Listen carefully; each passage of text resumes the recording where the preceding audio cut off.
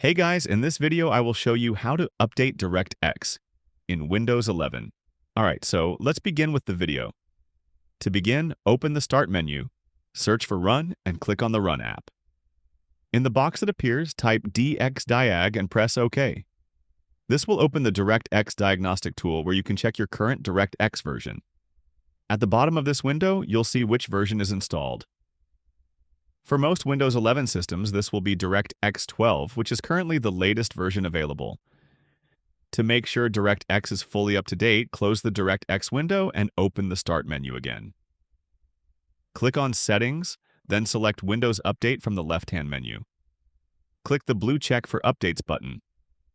Windows will now scan your system for any missing or outdated updates.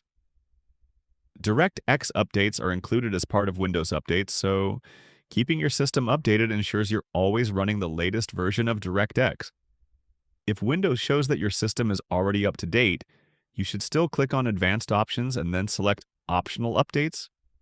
Check here as well to make sure there are no pending updates waiting to be installed. If you see any available updates, select them and click Download and Install. Once everything is updated, your system will be using the most recent version of DirectX available for Windows 11. And that's it. So that's basically how you can update DirectX in Windows 11. So that's all for this video. See you in the next one. Thanks.